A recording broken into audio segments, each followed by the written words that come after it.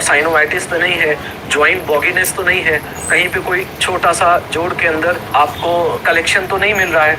दूसरा, एक्सरे करा के देखते हैं कि रूमेटॉइड से रिलेटेड, आर्थराइटिस से रिलेटेड पेरी आर्टिकुलर ऑस्टियोपेनिया या बोन डिस्ट्रक्शन ऐसे कोई चेंजेस तो नहीं मिल रहे हैं। ब्लड टेस्ट में हम लोग ESR कराते हैं, CBC कराते हैं, RA कराते हैं, रूमेटॉइड फैक्टर, NTCCP कराते हैं। इनमें से जो मुख्य जांच होती है वो NTCCP टेस्ट होता है, एंटी साइटोलिनेटेड एंटीबॉडी टेस्ट। ये टेस्ट बहुत ही स्पेसिफिक होता है और यदि पेशेंट में पॉजिटिव है इसका मतलब उसको रूमेटॉइड आर्थराइटिस है। लेकिन बहुत सारे पेशेंट्स ऐसे भी होते हैं, रूमेटॉइड आर्थराइटिस लाइक डिसऑर्डर तो होते हैं लेकिन उसमें NTCCP पॉजिटिव नहीं होता है। ऐसे में हम लोग कुछ दिन के लिए जो रूमेटॉइड का ट्रीटमेंट है, डिजीज मॉडिफाइंग रूमेटॉइड एजेंट्स, उनको दे के देखते हैं और उसके बाद यदि उन्हें रिस्पॉन्स आ रहा होता है तो उसको कंटिन्यू करते हैं। साथ में हमें रूमेटॉइड मरीजों में एक बात और ध्यान देने वाली होती है, रूमेटॉइड आर्थराइटिस एक मल्टी सिस्टम डिसऑर्डर है। कुछ लोगों में ये सिर्फ जोड़ों तक ही सीमित नहीं रहता है, ये एक ऑटो इम्यून डिसऑर्डर है। तो और भी associated auto immune disorder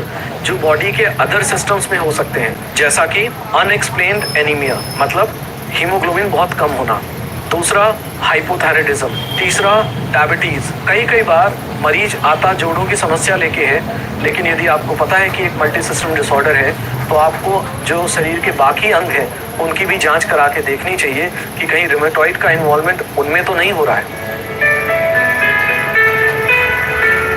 rheumatoid arthritis एक लाइलाज बीमारी है, इसका कोई इलाज नहीं है। यदि मैं कह रहा हूँ इसका कोई इलाज नहीं है, इसका मतलब आपको निराश होने की या हताश होने की आवश्यकता नहीं है। बीमारी का इलाज एक अलग चीज़ होती है और बीमारी का नियंत्रण एक अलग चीज़ होती है।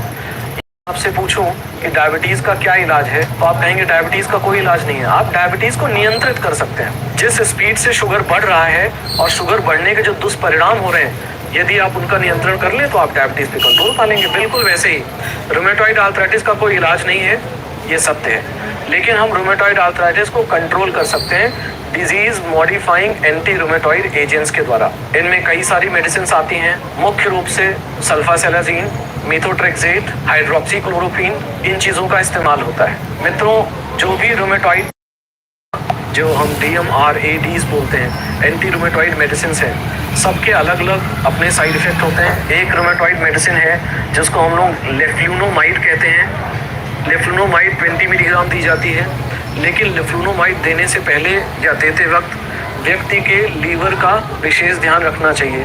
कई बार अक्सर ऐसा हुआ है कि लेफ्लुनोमाइड देते रहे और लीवर का टेस्ट नहीं कराया, लीवर की हेल्थ का ध्यान नहीं रखा।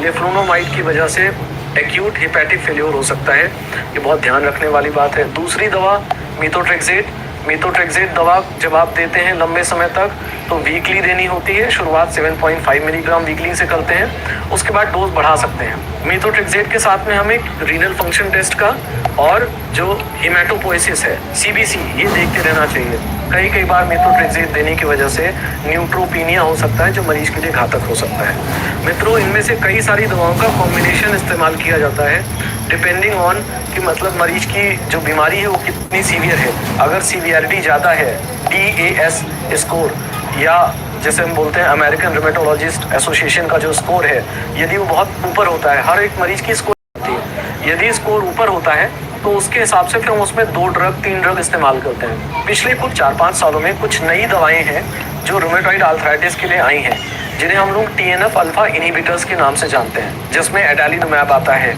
मित्रों, ये जो नई दवाइयाँ आई हैं इनको हम लोग बायोलॉजिकल थेरेपीज बोलते हैं। बायोलॉजिकल थेरेपीज के काम करने का तरीका अलग होता है और जो DMR अलग होता है। बायोलॉजिकल थेरेपीज हम ज़्यादातर ऐसे मरीजों में देने का प्रयास करते हैं जो अभी रिसेंटली डायग्नोज्ड हुए हैं। कहने का मतलब जिनमें रूमेटॉइड आर्थराइटिस अभी जल्दी में ही पता चला है। बायोलॉजिकल्स जो थेरेपी होती हैं इसको देने से पहले हमें कुछ टेस्ट हैं जो कराने होते हैं, जिनमें सबसे ज़रूरी जो टेस्ट होता है वो ट्यूबरकुलिन टेस्ट होता है, क्योंकि बायोलॉजिकल थेरेपी देने के बाद कई बार जो सेल मीडिएटेड इम्यूनिटी होती है वो कम हो जाती है और ट्यूबरकुलोसिस होने का चांस, ट्यूबरकुलोसिस मतलब बोन की TB होने का चांस बहुत बढ़ जाता है।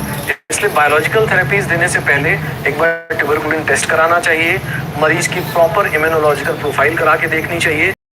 इम्यूनिटी कम तो नहीं पहले से किसी वजह से, या उसको पहले से कभी ट्यूबरकुलोसिस तो नहीं था, या इस समय उसको एक्टिव ट्यूबरकुलोसिस तो नहीं है, उसके